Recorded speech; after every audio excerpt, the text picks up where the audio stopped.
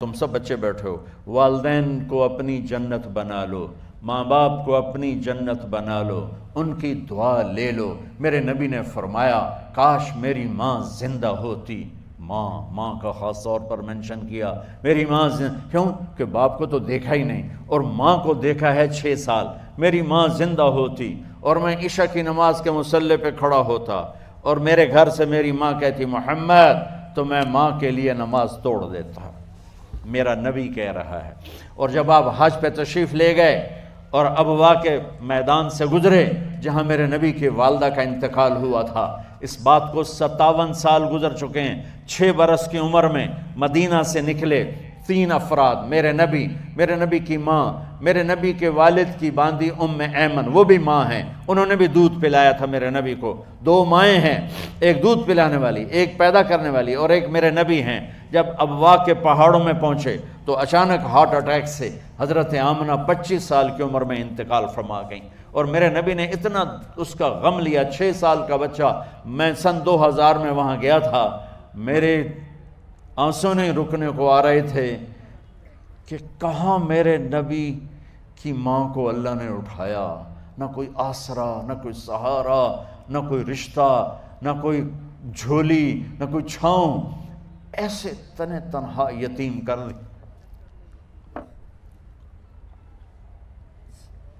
جب ان کو پتھروں میں دبا کے نیچے اترے، ام ایمن کو سے ہاتھ چھڑا کر بھاگے اور اوپر پہاڑی پہ چڑھ گئے۔ جب ام ایمن پیچھے گئیں تو ام ایمن نے کیا دیکھا کہ ابوا کے پہاڑ بھی رو رہے ہوں گے، اب ماں کی قبر کو چمٹ کے ایسے اوپر لیٹے ہوئے تھے، قبر کو پکڑا ہوا تھا، اوپر لیٹے ہوئے تھے۔ جب ام ایمن قریب آئیں تو سنا آپ کہہ رہے تھے اماں جی آپ کو تو پتہ تھا آپ کے سوا میرا کوئی نہ تھا، آپ مجھے چھوڑ کے کہاں چلی گئی، کیوں چلی گئی؟ 6 سال کا بچہ پہلی موت دیکھ رہا ہے تو ان کو سمجھ میں نہیں آ رہا کہ میری ماں کے ساتھ ہوا کیا ہے۔ ام ایمن نے اٹھانا چاہا، آپ نے اٹھنے سے انکار کر دی۔ اس صدمے کو سینے میں لیے ہوئے 57 سال کے بعد، 7ویں دن بندہ رو نہیں سکتا، رونا ہی چاہے تو رونا نہیں آمدا، 57 سال کے بعد آپ اس وادی سے گزرے، اپنے اونٹنی کو ماں کی قبر کی طرف موڑ دیا، اور ان پلرز کو 3 گنا کرو تو وہ پہاڑ بنتا ہے، چھوٹی پہاڑی تھی۔ اونٹنی کو نیچے بٹھایا، اوپر پہاڑ پر گئے، اور یہ مجھے دیکھو، یوں آپ نے گھٹنے کھڑے کیے ماں کی قبر کے سرانے، اور یہ ہاتھ یہاں رکھے اور پھر سر دیا اپنے گھٹنوں میں یوں، پھر رونا شروع کیا۔ اتنا روئے، اپریل کا مہینہ تھا، دھوپ سر پہ پڑ رہی تھی، ہم تو ٹھنڈی دھوپ میں بیٹھے ہیں، شدید دھوپ میں بیٹھے تھے، اور اس کنڈیشن میں یہ بچوں کا سٹائل ہوتا ہے جب لمبا رونا ہو تو وہ یوں بیٹھتے ہیں سر اندر دے کر۔ اتنا روئے کہ آپ کی داڑھی ساری آنسوں سے بھر گئی، سینہ تر ہو گیا، احرام تر ہو گیا، اور کئی گھنٹے بیٹھ کے روتے رہے۔ 2 جہان کے سردار ہو کر تمنا کر رہے ہیں کاش اماں تو زندہ ہوتی، تو مجھے کہتی محمد میں تیرے لیے نماز توڑ دیتا۔ اور میرے نبی نے، یہ بچیاں غور سے سنو، میرے نبی سے پوچھا گیا یا رسول اللہ قیامت کب آئے گی؟ آپ نے فرمایا یہ تو اللہ کو پتہ ہے۔ میں نے کہا یا رسول اللہ کوئی نشانی بتا دیں، تو آپ نے فرمایا جب بچیاں ماؤں کو ذلیل کریں گی تو قیامت آ جائے۔ جب بیٹیاں ماؤں کے ساتھ بدتمیزی کریں گی اور ماؤں کو ذلیل کریں گی تو قیامت آ جائے گی۔ ایک ماں بیٹی کو میں بھول نہیں سکتا، ماں کے موٹے موٹے آنسو گر رہے تھے، اور بیٹی ماں سے کہہ رہی تھی بھوک نہیں، ہماری اپنی پنجابی زبان، بھوک نہیں، اوہ ہوئے ہوئے ہوئے، یہ تو ہم نوکر کو کہتے ہوئے ڈرتے ہیں، وہ ماں سے کہہ رہی تھی بھوک نہیں، یعنی بکواس نہ کر، اور وہ آگے چپ، صرف آنسو اس کے گر رہے تھے ایسا۔ شاید وہ یاد کر رہی تھی کہ 9 مہینے کیسے اس کو میں نے پیٹ میں پالا، جنتے ہوئے کتنی تکلیفوں سے گزری، اور اس کو دودھ پلاتے ہوئے کتنی راتیں میں نے کاٹ کاٹ کے گزاریں، اور اس کے پیشاب دھوتے ہوئے کتنی دفعہ میں سردی میں ٹھٹھری، اور آج یہ مجھے کہہ رہی ہے بھوک نہیں۔ اس لیے میرے نبی نے فرمایا جس نے ماں باپ کو دکھ دیا، سنو غور سے بچوں سارے سنو، جس نے ماں باپ کو دکھ دیا اس پہ اللہ کی لعنت، اس پہ فرشتوں کی لعنت، اس پہ زمین آسمان کی لعنت، نہ ان کی نماز قبول ہے، نہ روزہ قبول ہے، نہ صدقہ قبول ہے۔ میرے نبی کی زندگی کا دوسرا روپ حقوق العباد، نماز حقوق اللہ میں آ جاتی ہے، میں حقوق العباد کی تھوڑی سی وضاحت کر رہا ہوں۔ ماں باپ زندہ ہیں تو دعا لے لو۔ والدین سے کہتا ہوں بچوں کو عزت دو، جہاں اولاد ماں باپ کے حقوق ہیں وہاں اولاد کے حقوق ہیں، اولاد کو عزت دو، اولاد کو عزت دو، اولاد کو عزت دو۔ بہت سی اولاد کی نافرمانی کا ذریعہ ماں باپ بن رہے ہیں، سختی کر کے، زبردستی کر کے اور ٹھونس کر چیزیں نوکروں کی طرح سلوک کر کے۔ میرے نبی کے گھر میں جب بیٹی فاطمہ ملنے کے لیے آتی تھیں تو میرے نبی بیٹھے نہیں رہتے تھے، یا اب چیئر پہ بیٹھے ہوئے بی بی فاطمہ آ گئی، اب زمین پہ بیٹھے ہوئے ہیں بیٹی آ گئی، اب چارپائی پہ لیٹے ہوئے ہیں بیٹی آ گئی۔ میرے نبی کیا کرتے تھے؟ کھڑے ہو جاتے تھے، کھڑے ہو جاتے، ایک دم کھڑے ہو جاتے تھے، اور پھر کھڑے نہیں رہتے تھے، تیزی سے آگے بڑھتے تھے اور حضرت فاطمہ کا ہاتھ پکڑ لیتے تھے۔ یہ والدین غور سے سنو، حضرت فاطمہ کا ہاتھ پکڑ لیتے تھے اور ہاتھ پکڑ کے مجھے دیکھو یوں بوسہ لیتے تھے، بیٹی کا بوسہ لیتے تھے، پھر ہاتھ چھوڑتے نہیں تھے، ہاتھ پکڑے پکڑے لاتے لاتے لاتے ان کو چارپائی پر پہلے بٹھاتے تھے پھر خود بیٹھتے تھے۔ یہ باپ اور رسول ہو کر بیٹی کو یہ عزت دیتے تھے۔ پھر وہ جنت کی عورتوں کی سردار بنی، پھر وہ جنت کے سرداروں کی ماں بنی، پھر وہ اللہ کے شیر کی زوجہ بنی۔ تو والدین سے کہتا ہوں کہ اپنے بچوں کو عزت دو، عزت دو، عزت دو، عزت دو۔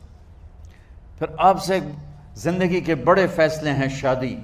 اب لوگ اکٹھے پڑھتے ہو لڑکے لڑکیاں، اپنی شادی کے فیصلے خود نہ کرو، اپنے ماں باپ کے حوالے کرو۔ اس میں شرافت بھی ہے، اس میں برکت بھی ہے، اس میں رحمت بھی ہے، اور اس میں والدین کی دعائیں بھی ہیں۔ کورٹ میرج کو ہوا نہ دو، boy friend girl friend culture ہمارا نہیں ہے۔ میرے نبی کے طریقے میں مرد اور عورت کا صرف نکاح سے تعلق ہے، اس کے علاوہ سب جہنم کی آگ ہے۔ اور والدین سے کہتا ہوں کہ اپنے بچوں سے پوچھ کے رشتے کرو، زبردستی مت کرو۔ میرا معاشرہ بہت سنگین قسم کے جرم کا شکار ہے، بچوں پہ مسلط کر دیتے ہیں، ایتھے ہی کرنی ہے، جٹاں چی کرنی ہے، بٹاں چی کرنی، پتہ نہیں آئے کتوں ہیں جٹ بٹ۔ چلو تم ناراض نہ ہو، راجپوتاں چی کرنی، میں راجپوت ہوں، میں اپنی قوم کو بھی رگڑ دیتا ہوں، راجپوتاں چی کرنی، اگاں کرنی ہی کوئی نہیں۔ یہ ظلم و ستم اولاد پہ مت کرو، اپنی بچی سے پوچھو، اگر بیٹی ہاں کرے تو پھر قدم اٹھاؤ، اگر بیٹی کہہ دے میں نہیں کرنا چاہتی تو وہ نافرمان نہیں ہے۔ اللہ کے واسطے میری سنو، صرف تم نہیں سن رہے، اس کیمرے سے لاکھوں کروڑوں لوگ سن رہے ہیں۔ اگر بیٹا یوں کہہ دے کہ ابا میں نے یہاں شادی نہیں کرنی، میرا جی نہیں چاہتا ہے، تو وہ بیٹا نافرمان نہیں ہے، فرما بردار ہے، اس نے شریعت کا حق استعمال کیا ہے۔ اب ایسا ظلم مت کرو کہ نہیں اتھے ہی کرنی ہے، اتھے گھروں نکل جا۔ زندگی تم نے تو نہیں گزارنی، زندگی تو بچے نے گزارنی، میں قربان جاؤں۔ ایک حدیث سنو پہلے، پھر اگلی بات سناتا ہوں۔ ما تزوجت وما زوجت الا بوحی من السماء نزل به جبریل۔ لوگو سنو، میں نے جہاں شادی کی، میں نے جہاں بیٹی کی شادی کی، پہلے آسمان سے جبریل فرشتہ اللہ کا حکم لے کر آیا، پھر میں نے قدم اٹھایا۔ سمجھ گئے میری یہ بات؟ سمجھ گئے سارے؟ اب اگلی سنو۔ حضرت علی فاطمہ کا رشتہ لینے آ گئے، اور جبریل ان سے پہلے آ گئے کہ یا رسول اللہ فاطمہ علی کے لیے ہے۔ باپ محمد مصطفیٰ جیسا ہے، رشتہ مانگنے والا علی جیسا ہے، اور بیٹی فاطمہ جیسی ہے۔ اور آپ پوچھتے ہیں علی کیسے آئے؟ وہ شرم کی وجہ سے کچھ کہہ نہ سکے، چپ۔ آپ کو تو پتہ تھا، آپ نے فرمایا فاطمہ کے رشتے کے لیے آئے ہو؟ کہا جی۔ تو جبریل تنال بیٹھا ہوا ہے کہ یا رسول اللہ اتھے ہی کرنا ہے، آپ نے ہاں نہیں کی، آپ نے کہا انشاءاللہ، اور یہ کہہ کر اٹھ گئے۔ انشاءاللہ نبی کا ہاں ہی ہوتا ہے، لیکن جبریل کے آنے کے باوجود اور اللہ کے کہنے کے باوجود میرے نبی کو بھی پتہ ہے کہ یہ رشتہ یہاں کاتب تقدیر نے لکھ دیا ہے، لیکن امت کو سبق سکھانے کے لیے آپ گھر تشریف لے گئے۔ بیٹی فاطمہ کہ جی یا رسول اللہ، کہا علی کا رشتہ آیا ہے، میں ہاں کر دوں؟ سبحان اللہ۔ میں اپنے دیہاتی بچیوں پہ مجھے رونا آ گیا کہ جنہیں پتہ ہی نہیں ہوتا سانو کہیں دے نال بندے پہ جانور ہے یا انسان ہے۔ علی جیسا داماد، چلو علی کو چھوڑو، فاطمہ کو چھوڑو، جبریل آیا بیٹھا ہے، جبریل آیا بیٹھا ہے۔ اس کے بعد فاطمہ سے پوچھنے کی کیا بات ہے؟ جبریل آ کر کہہ رہا یا رسول اللہ، اللہ کہہ رہا فاطمہ علی کے لیے ہے اور علی فاطمہ کے لیے ہے، اور پھر آپ کہتے ہیں بیٹی فاطمہ ہاں کر دو۔ ہماری تو آج کی بیٹیاں انکار نہیں کرتی، چپ کر کے گاں ماش طرح بن چھڑ دین کلے نال۔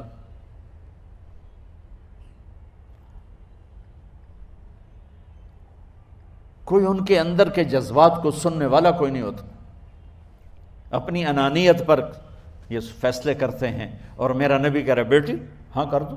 سبحان اللہ۔ آپ کا کیا خیال ہے، فاطمہ نے انکار کرنا تھا؟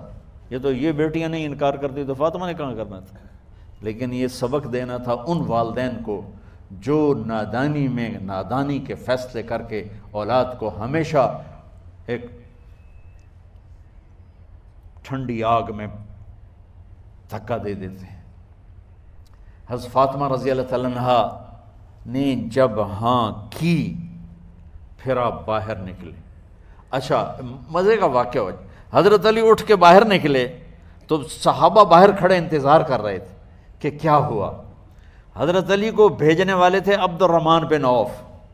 پہلے ابو بکر گئے تو آپ نے انکار کر دیا، عمر گئے رشتہ مانگا، آپ نے انکار کر دیا۔ عبد الرحمن بن عوف نے علی سے کہا آپ جائیں، آپ کا رشتہ رد نہیں ہوگا۔ کہنے لگے میرا تو ذاتی گھر بھی کوئی نہیں، مجھے کہاں سے رشتہ ملے گا، میں تو بالکل غریب ہوں۔ کہا نہیں تم جاؤ۔ تو واپس آتے انہوں نے عبد الرحمن بن عوف پہ چڑھائی کر دی، ویکھیا ہے نا تو میں نو گلے آئی، انکار ہو گیا۔ تو صحابہ نے پوچھا کیا ہوا؟ کہا کچھ کہا ہی نہیں، چپ کر کے اٹھ گئے۔ تو عبد الرحمن بن عوف کہنے لگے کچھ بولے صحیح، کہ بس اتنا کہا انشاءاللہ کا تو مبارک ہو، نبی کا انشاءاللہ ہاں ہوتا ہے۔ کہا اچھا، تو اتنے میں آپ باہر تشریف لے۔ کہا علی، کہا جی، کہا لو بلاؤ، لوگوں کو بلاؤ۔ ساری مسجد بھر گئی، آپ کے ساری مسجد فل ہو گئی۔ آپ ممبر پہ کھڑے ہوئے علی کو سامنے بٹھایا، کہا لوگو یہ جبریل میرے پاس اللہ کا پیغام لائے ہیں کہ میں فاطمہ بنت محمد کا نکاح علی بن ابی طالب کے ساتھ کر دوں۔ پھر آپ نے خطبہ پڑھا اور کہا کہ علی، ہائے ہائے ہائے، میں نے فاطمہ بنت محمد کو 400 درہم مہر کے عوض تیرے نکاح میں دیا، تو نے قبول کیا؟ حضرت علی نے زور سے نعرہ لگایا میں نے قبول کیا، اور سجدے میں چلے گئے، اللہ کا شکر کا سجدہ ادا کیا۔ پھر میرے نبی نے وہیں سارے مجمع کو شہد کا شربت پلایا اور تازہ کھجوریں کھلائیں، اور پھر جب رخصتی ہوئی تو آپ نے حضرت علی سے فرمایا کہ آپ آ کے لے جاؤ۔ پھر آپ نے حضرت ام سلمہ، حضرت حفصہ اور جناب حضرت عائشہ رضی اللہ تعالیٰ عنہ، ان تینوں کو بلا کر فرمایا تمہیں پتہ ہے نا مجھے فاطمہ سے کتنا پیار ہے، تو تم فاطمہ کو دلہن بناؤ، اس کی تیاری کرواؤ، اسے دلہن بناؤ۔ تو ان تینوں نے حضرت فاطمہ کو دلہن بنایا۔ پھر آپ نے حضرت علی کو پیغام بھجوایا، وہ تشریف لائے، اپنی اونٹنی لے کر آئے، حضرت عقیل ساتھ آئے، سلمان فارسی ساتھ آئے، اور دروازے پر اونٹنی بٹھائی، آپ علی کو اندر لے گئے اور یوں فاطمہ کا ہاتھ پکڑ کے علی کے ہاتھ میں دے کر فرمایا علی تمہیں نبی کی بیٹی مبارک۔ سبحان۔ پھر آپ نے کہا میری بیٹی فاطمہ، مجھے اپنے خاندان میں جو سب سے زیادہ محبوب تھا میں نے تیرا ہاتھ اس کے ہاتھ میں دے دیا ہے۔ والدین سے کہتا ہوں اپنے نبی کی زندگی پڑھو۔ میرا درد ہے کہ ہماری ثقافت میں اسلام داخل نہیں ہوا، ہمارے عبادت میں اسلام آ گیا، بہت سارا مجمع مرد عورتوں کا نمازی ہے، حاجی ہے، عمرے کرتے ہیں، لیکن ثقافت میں نبوت کی جھلک دکھائی دے، ثقافت میں اللہ کا نبی دکھائی دے، وہ نہیں ہے۔ زندگی بیت گئی اس انتظار میں، مدت سے لگ رہی تھی لب بام ٹک ٹکی، تھک تھک کے گر گئی نگہ انتظار آج، پتہ نہیں کب صبح ہوگی۔ چلو کہتے تو جائیں مجھے ہے اگرچہ بت ہیں جماعت کی آستینوں میں، مجھے ہے حکم اذان لا الہ الا اللہ۔ والدین کے ذمہ ہے اولاد کو عزت دینا، ان کی سب سے بڑی خواہش میں ان کا احترام کرنا کہ زندگی انہوں نے گزارنی ہے، اور آپ کے ذمہ ہے والدین کے آگے سر جھکا دینا۔ اللہ کے واسطے کورٹ میرجز اور خفیہ شادیاں یہ نہ ہماری ثقافت ہے نہ یہ انسانیت ہے، ہمیشہ دکھ دردوں میں زندگی گزرتی ہے کہ اصل زندگی تو موت کے بعد آنے والی ہے۔ تو والدین پڑھیں شریعت کو، اولاد بھی پڑھے اپنے نبی کی زندگی کو۔ ایک شخص حضرت عمر کے پاس آیا ایک بیٹے کو لے کر، کہا امیر المومنین یہ میرا بیٹا بڑا نافرمان ہے اور مجھے بہت تنگ کرتا ہے۔ حضرت عمر کے پاس لاٹھی ہوتی تو انہیں یوں اٹھائی، وہ کہنے لگا حضور معافی دیا جائے، ایک میری گل سن لو۔ آپ نے فرمایا کیا؟ کہنے لگا ماں پیو دے بڑے حق ہیں، بالکل ٹھیک ہے، پر کوئی ساڈا حق بھی ہے ماں پیو تے؟ آپ نے کہا ہاں۔ آپ نے کہا ہاں۔ کہنے لگے ذرا وہ بتا دیں۔ کہا پہلا حق ہے اچھی ماں تلاش کرے، نیک عورت تلاش کرے۔ دوسرا حق یہ ہے نام اچھا رکھے۔ تیسرا حق یہ ہے اس کو قرآن کی تعلیم دے۔ کہا جی پھر سن لو حضرت جی، میرے پیو کو پوچھو اس حبشی عورت نال شادی کر کے مینوں حبشی ماں دیتی، انہوں کوئی عرب ماں ہی نہیں لتی، میرا پہلا حق اس مارے ہے۔ دوسرا سن لو، اس نے میرا نام جولان رکھا ہے، جولان گندگی کے کیڑے کو کہتے کہ اس نے میرا نام جولان رکھا ہے۔ اور تری سن لو، اس آج تے مینوں قرآن دی شکل نہیں وکھائی۔ حضرت عمر ہوئی سوٹا ہو دے سر تے پھیر دے کہ پہلے تیری مالش کراں پھر ایدی کر سکتا۔ تو آج کے والدین بھی اپنی اولاد کے بارے میں بہت بہت بہت غافل ہیں، اور اولاد کا بھی حال یہی ہے، چونکہ ماں کیا ہے باپ کیا ہے اولاد کیا ہے، یہ شریعت یہ قرآن بتاتا ہے، یہ میرے نبی کی زندگی بتاتی ہے۔